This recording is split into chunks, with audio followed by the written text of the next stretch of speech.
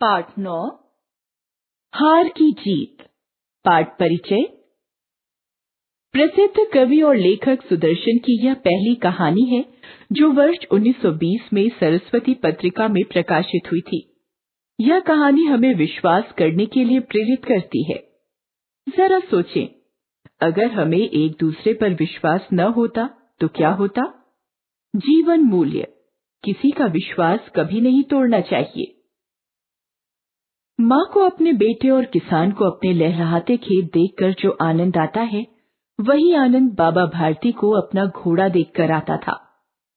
भगवत भजन से जो समय बचता, वह घोड़े को अर्पण हो जाता। वह घोड़ा बड़ा सुंदर था, बड़ा बलवान। उसके जोड़ का घोड़ा सारे इलाके में न था।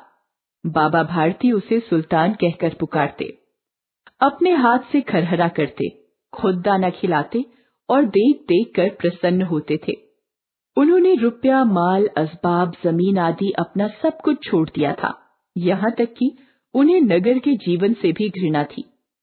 अब गांव से बाहर एक छोटे से मंदिर में रहते और भगवान का भजन करते थे। मैं सुल्तान के बिना नहीं रह सकूंगा। उन्हें ऐसी भ्रांति सी हो गई थी। वे उसकी चाल पर लट्टू थे। कहते, ऐसा चलता है जैसे मोर घटा को देखकर नाच रहा हो। जब तक संध्या समय सुल्तान पर चढ़कर 8-10 मील का चक्कर न लगा लेते, उन्हें चैन न आता। खड़क सिंह उस इलाके का प्रसिद्ध डाकू था। लोग उसका नाम सुनकर कांपते थे। होते होते सुल्तान की कीर्ति उसके कानों तक भी पहुंची। उसका हृदय उसे देखने के लिए अधीर हो उठा। वह एक दिन दोपहर के समय बाबा भारती के पास पहुंचा और नमस्कार करके बैठ गया। बाबा भारती ने पूछा, खड़क सिंह, क्या हाल है? खड़क सिंह ने सिर झुकाकर उत्तर दिया, आपकी दया है। कहो, इधर कैसे आ गए? सुल्तान की चाह खींच लाई। विचित्र जानवर है, देखोगे तो प्रसन्न हो जाओगे। मैंने भी बड़ी प्रशंसा सुनी है। उसकी चाल तुम्हारा मन मोह लेगी।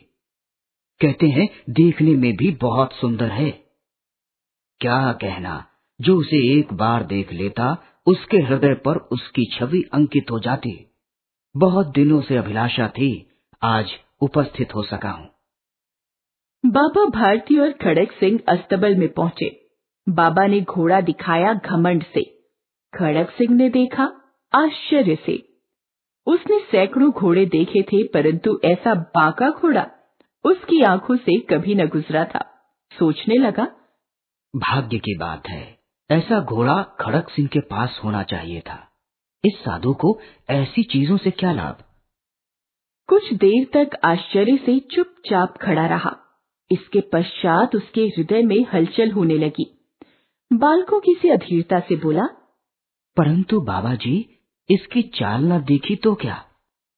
दूसरे के मुख से प्रशंसा सुनने के लिए उनका हृदय अधीर हो गया।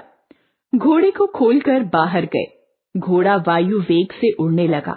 उसकी चाल को देखकर खड़क सिंह के हृदय पर सांप लूट गया। वह डाकू था और जो वस्तु उसे पसंद आ जाए उस पर वह अपना अधिकार समझता था। उसके पास बाहुबल था और आदमी भी। जाते जाते उसने कहा, बाबा जी, मैं ये घोड़ा आपके पास न रहने दूंगा। बाबा भारती डर गए। अब उन्हें रात को नींद न आती। सारी रात अस्तबल की रखवाली में कटने लगी। प्रतिक्षण खड़क सिंह का भय लगा रहता, परंतु कई मास बीत गए और वह न आया। यहाँ तक कि बाबा भारती कुछ असावधान हो गए और इस भय को स्वप्न के भय की तरह मिथ्या समझने लगे। संध्या का समय था। बाबा भारती सुल्तान की पीठ पर सवार होकर घूमने जा रहे थे। इस समय उनकी आंखों में चमक थी, मुख पर प्रसन्नता। कभी घोड़े के शरीर को देखते, कभी उसके रंग को, और मन में फूले न समाते थे।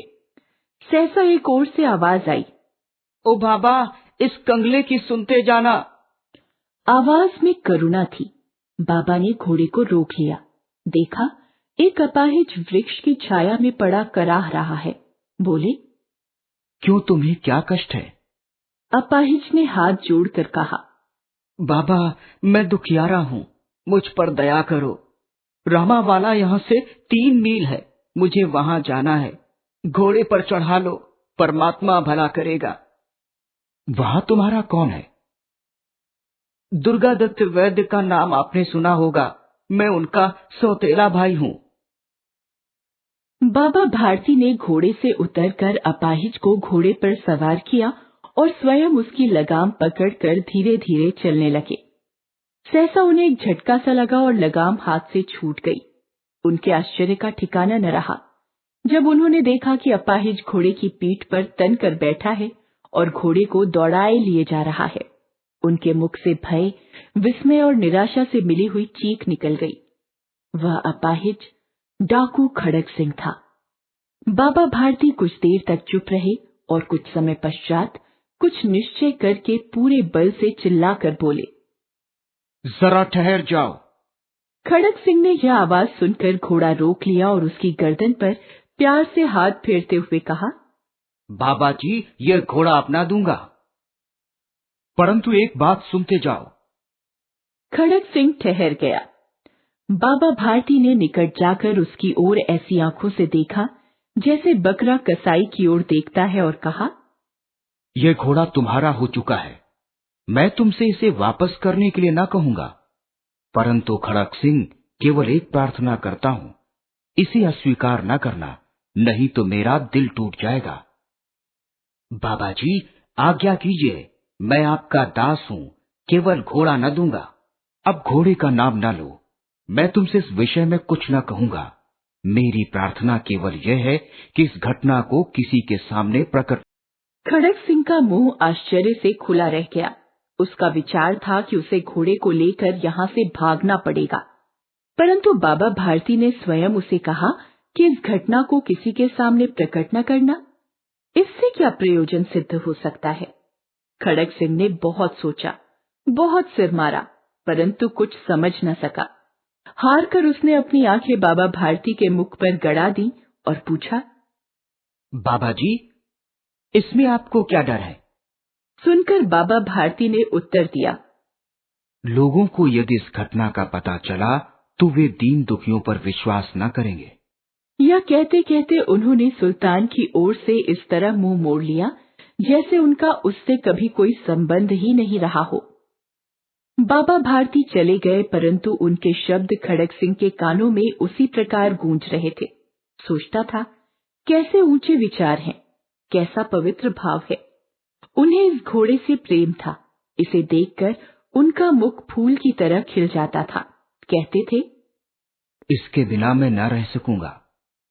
इसकी रखवाली में वे कई रात सोए नहीं, भजन भक्ति न कर रखवाली करते रहे, परंतु आज उनके मुख पर दुख की रेखा तक दिखाई न पड़ती थी।